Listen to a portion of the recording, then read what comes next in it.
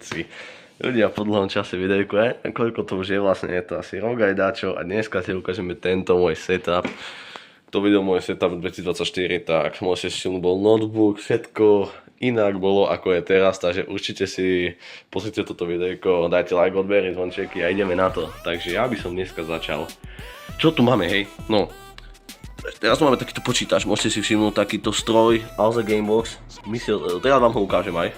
OK, takže môžete si všimnúť, takto toto vyzerá. Musím už si vyčistiť. Takto to vyzerá, hej, nejako. Máme sa aj kúsok dovnútra, hej, ste videli. Tak toto všetko je, hej. Môžete si všimnúť. Celkom to je veľmi dobré počítač, by som povedal.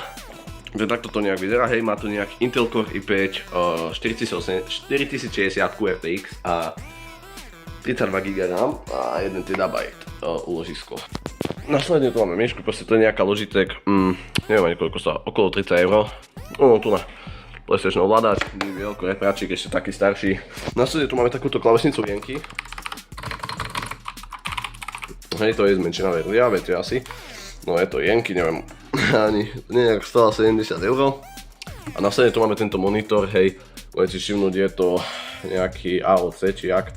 Má 165 Hz a to je tak všetko asi k tomuto. Ešte si môžeme pozrieť, aby ste mi verili na ten počítač, že aké to má veci. Tu si môžete všimnúť, hej, 8 GB grafická karta, tu má 32 GB RAM ložisko, no tak toto je, hej, i5.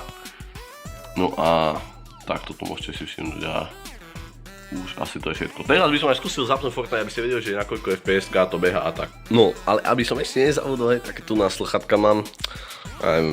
Connect-ity nejaké, hej, a boli celkom, koľko stále, okolo 20 asi, alebo tak dajak, no a takto vyzerajú, hej, nejako majú mikrofón, takže sú to celkom fajn sluchatka.